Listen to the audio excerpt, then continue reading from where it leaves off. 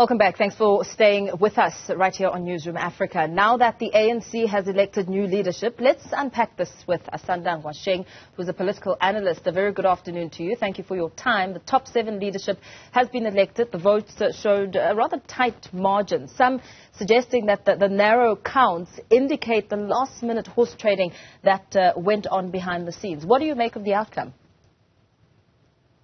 Good afternoon, and thank you for having me. I think that, it was a very tough fight. I think Ramaphosa probably has had the toughest fight that he's had since the first time that he won this presidency. I think going in, he was very strong and he looked like he had all the numbers, but there was a lot of politicking and politricking and propaganda and drama in between. And so I'm sure he must have been relieved when it was finally announced that he had won, and what seems like most of the people on his slate had also won. Yeah, but we know that a last-minute call came to Ronald Lamola, who was vying for the deputy president position, for him to withdraw his nomination.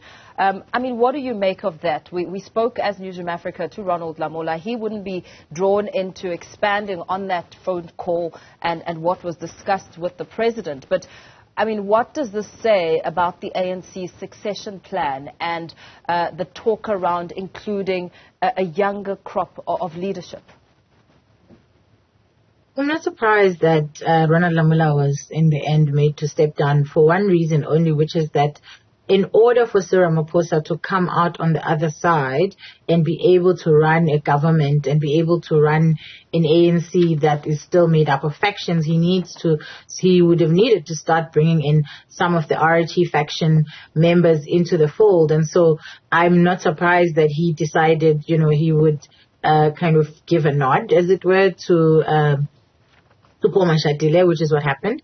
I think that, a balance of generation. I think Ongama just said previously that you need a balance of generation. So you need young people and you need much older people who have experience. I think that, Ronald Lamola is, he has potential, but I don't know if he's deputy president material. I don't know if Paul Mashatile is deputy president material either, but he does have a longer career as a politician, and he seems, in terms of numbers, to have more votes and to have more support. And I think what President Ramaphosa is probably trying to do is going to be using him to try and do the work of preparing the fissures that were so obviously clear in this conference, and he's probably going to use him to be the peacemaker and the bridge builder between the Renew or New Dawn group and the RET, because this is the most broken, the most divided that the ANC has ever been. And what's interesting, though, is to see how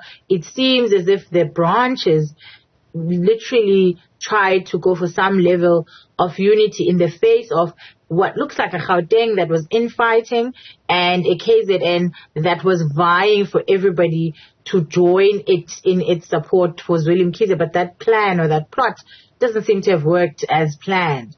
Yeah, it didn't go quite as planned because the ANC KZN missed out on the top positions in the top 7 structure. But you speak about unity, and there's been a lot of talk about the strategy that needs to come from President Cyril Ramaphosa on pursuing unity and renewal. And, of course, the big question is, can these two elements be pursued at the same time, given the dynamics at play within the party? I think, it's one of those situations that require nuance and that require a lot of maturity, because he's going to have to reach out to people who have said some very mean things to him and who have been quite clear and resolute in their lack of desire to have him back, who have been very critical to him. And I think it's going to be a tough job for him to try and pull the ANC back together into a semblance of unity. But I do think that he also knows that in terms of South Africa and the expectations of South Africans, he has a tough job there too, because he's going to have to show very quickly in the next 2 years that he's cleaning up house. He's going to have to show that he is against corruption. Of course, it's going to be interesting how he does that, considering he still has Phala Phala hanging over him. And the incoming NEC is going to be looking at that Phala Phala report and having that discussion, of course, on what to do.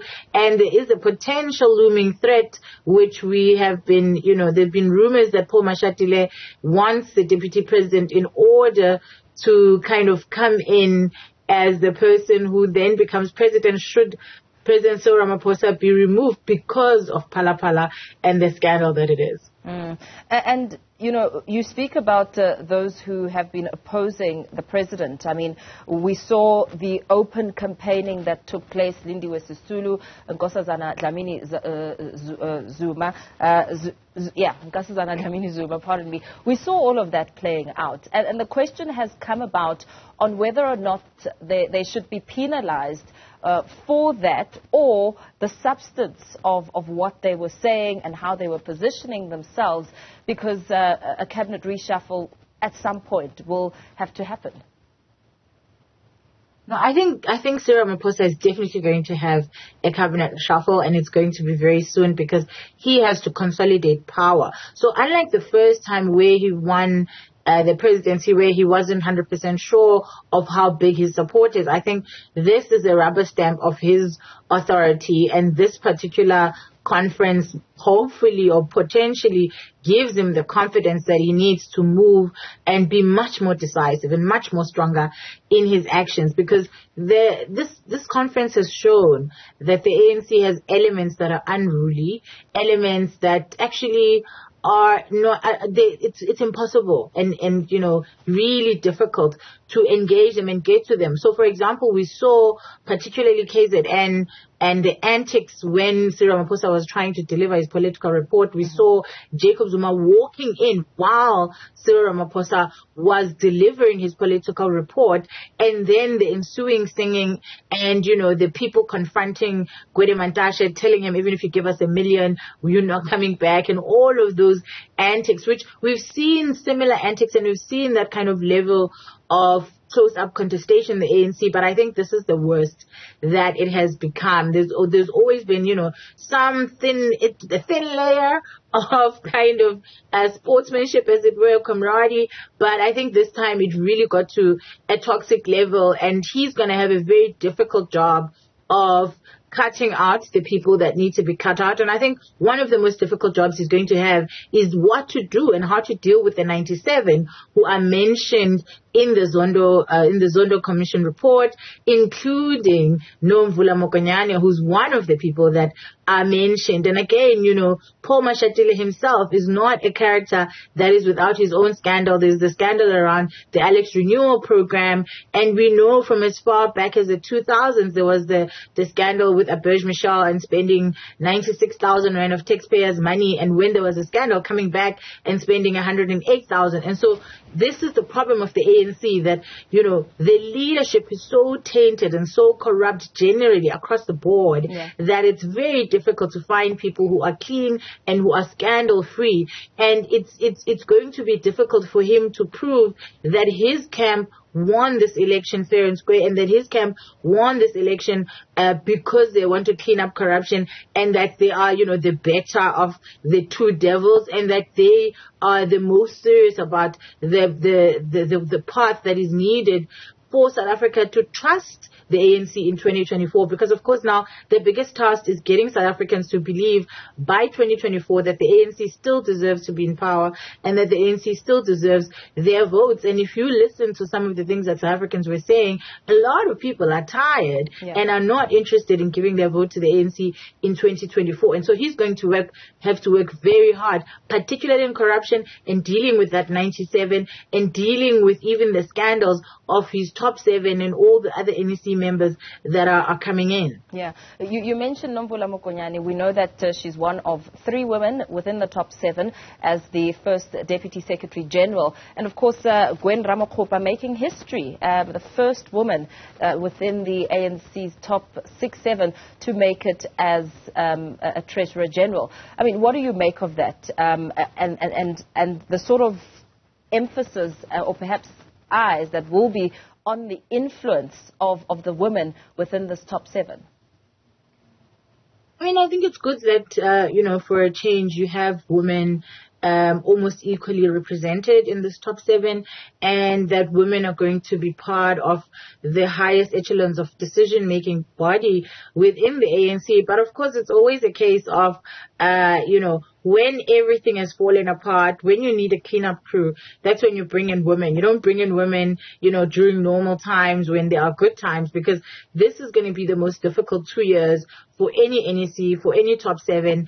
And we've got women, which is great, and hopefully they'll be able to represent South Africans, and they'll be able to represent particularly women's interests. But I don't know how much influence or power they're going to have, because these 2 years are cutting it very close to 2024, and there's so much that needs to be done and so much that needs to be corrected. So I'm not sure if there'll even be, space for them to show themselves and their ability to ensure that women's voices, that women's issues are at the top of the agenda. And so again, it's going to be very difficult for this incoming leadership to literally do their best to hang on by a thread to what little power the ANC has.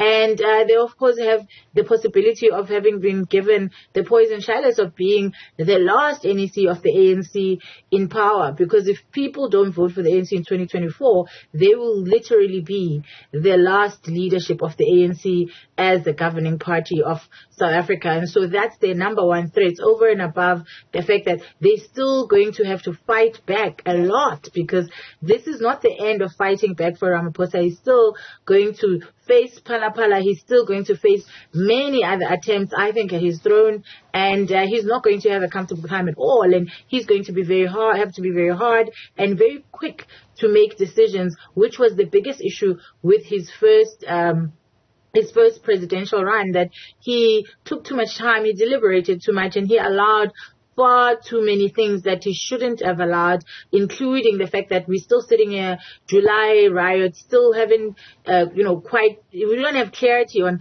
who was in charge, who made them happen, and who did what, and how they're going to be held accountable. So it's going to be interesting to see how people start being held accountable for their negative actions, which have cost the ANC. And it's also going to be interesting to see how KZN is going to piece itself together and try and recover its past power in the ANC, because I see this also not only as a rejection of just Willem Kisa, but a rejection of the KZN and the politics of the KZN and the toxic levels of contestation and the ways in which, they use propaganda and various schemes to try and get into power. We are going to have to, unfortunately, leave it there for now for the sake of time. But thank you so much for weighing in on that, assessing and dissecting the top 7 of the ANC, as Asanda Ngoasheng, who's a political analyst, breaking it down there and also speaking at what's at stake, the Phala cloud that hangs over President Cyril Ramaphosa,